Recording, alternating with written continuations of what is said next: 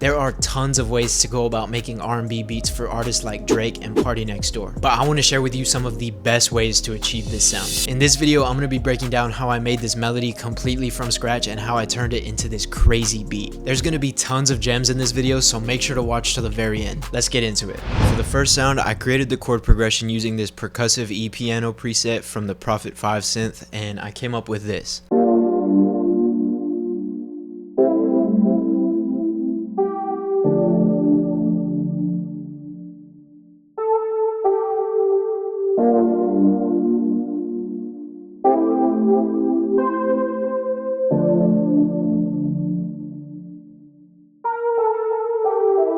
The effects I added on the synth were just this flanger right here, which actually played a huge role in shaping the sound to how I wanted it to sound. And then I just added a simple 8th note delay right here, and I turned on the ping pong preset. So just really quick to go over the chord progression. It's the most common chord progression that I use and a lot of people use to achieve this sound. It's the 4-5-1 progression. So basically we're in the key of D minor right here. So if you go up to the 4th note of the scale, you've got the 4 chord, which is the G minor chord, but I added this F right here to make it a G minor 7. 7th chords, 9th chords, all these like other types of chords rather than just a basic triad are really good for this type of sound. For this next chord, I pitched this top note down an octave, but if I pitch it back up, you can see we have 5 minor 7 chord because we added this G on top of this A minor chord. But like I said, I pitched that note down just to keep these notes close together. When you're making these chord progressions, you want the notes in the chord progression to kind of be as close together as possible. And then for the last 2 bars of the progression, I come down to the 1 chord, which is a D minor chord,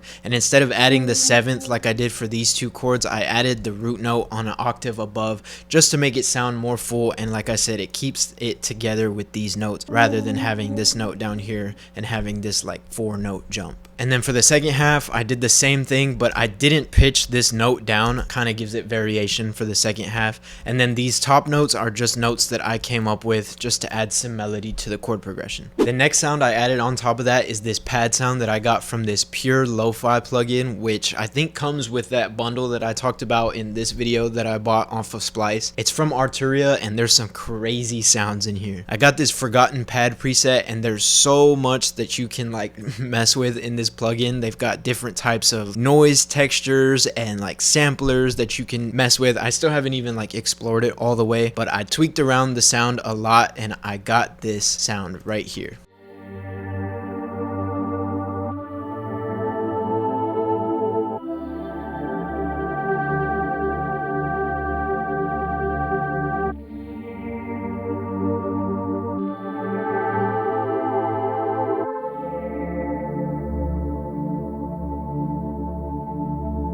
Now it does look like there is a lot more going on this sound than the key sound, but it's pretty much the same thing. You've got the chord progression right here. I just added the octave of bass notes down an octave, and then up here I just added some top notes that were different from the key sound to add again more melody and just add some more notes from different sounds. If there's anything that you can take away from this video, it's to use different sounds, like different instruments, to play different voicings of a chord. So like for example, this A sharp note isn't the top note in the key sound, but it is in the pad sound. It's actually the 3rd of this first chord, so it makes sense to have it at the top. Having these different notes being played by different instruments makes the entire melody sound way bigger. So like I said, it's very simple. It's just the copy and paste of the chord progression, but I added different top notes to this pad sound. I still wanted the keys to be the forefront of the melody, so I kind of wanted to tuck this pad behind the keys. So what I did for the effects was I cut out a lot of lows and some of the highs. I used this compressor to glue the sound together. It's compressing it a lot. As you can see, I put the peak reduction all the way up to 70. And the sauce with this pad sound is this kickstart plugin right here. It's basically a gate effect, which gives it that rising pumping effect.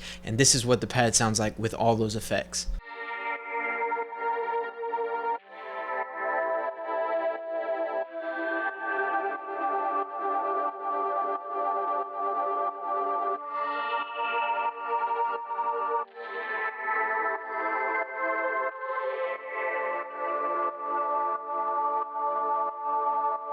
To fill up some more high end of the melody, I got this sound from this Mini Moog plugin and I came up with this pattern right here. The notes are super short because the sound has a pretty long reverb tail and they're kind of off time because I did play these on my MIDI keyboard. It sounded good. For the effects inside of this synth sound, I have this reverb like I said with a pretty long tail and this super high wet percentage, and then also a flanger effect on this synth as well. I found that using a flanger effect on the sounds that you're using to make these type of melodies is actually really good to help achieve this sound, so definitely mess around with that. And then the only thing that I added in the mixer channel was this 1/8 note delay right here, and this is what that sounds like.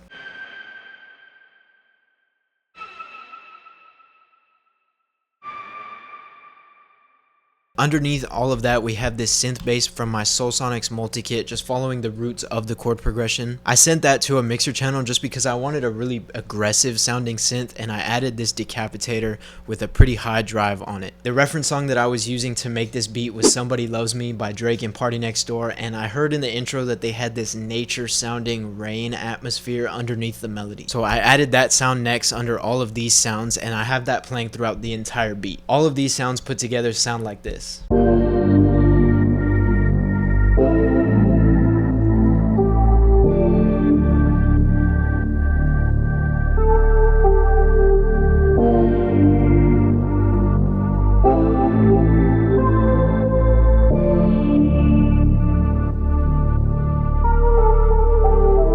Really quickly, if you're enjoying this video, make sure to smack the like button and also subscribe to the channel. Also, if you're looking for any new sounds or loops that sound like the one we're making right now, go down in the description and click ARODYT.com. I've got some fire kits for you guys to check out, so if you're interested, use code ARODYT for $5 off. Now let's talk about the drums, and to do that, I want to first start off with this Perc Loop that kind of sits in between the drums and the melody. I thought of going to Splice to find something, but I figured I'd make my own Perc Loop as it's not really that hard. Let me show you guys how. I use these 4 perc sounds. I've got this crush perc from a kit that I have, this rim sound, this snare sound from one of my drum kits, and then this clicky rim sound. Using these 4 sounds, you kind of just want to create some sort of bounce that fills up the gaps but also doesn't take away too much from the actual drum bounce, if that makes sense. So using those 4 sounds, I came up with this pattern right here.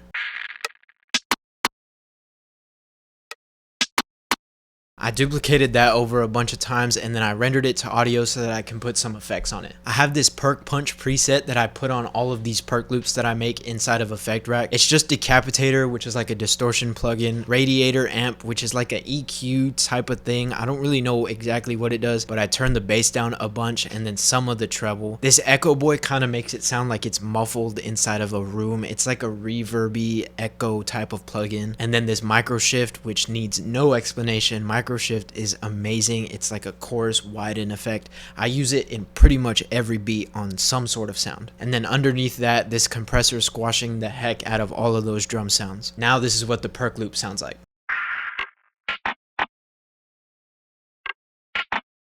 And then for the main drums that I use to make this beat, there's literally only 4 sounds. We've got the hi-hats right here, the snare pattern, the kick, and then an 808, but I split it up into 2 different 808 sounds. We've got the Spins 808 right here playing a pretty basic pattern following the roots of the chords. And then underneath that, we've got this Zay 808 kind of jumping all over the place, complementing the Spins 808, but adding more bounce and then just giving it a different texture. This helps spice up the drum pattern and make it a little bit more interesting without adding too much. But I did do something very interesting with the hi-hats, which I want to show you guys right now. I made this beat in 90 BPM, so the hi-hats at 2 steps is pretty slow, but I still made this 2-step pattern, adding rolls here and there like I normally would, and it sounds like this.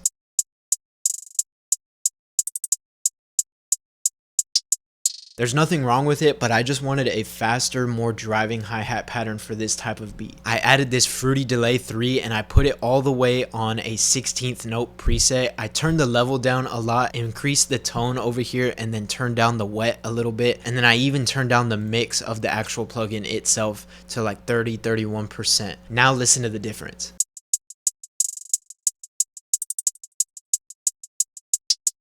Very subtle change and nothing complicated about the effects there, but it adds so much more bounce and it's exactly what I was going for. Now add back in that Perc Loop and this is what the drums sound like.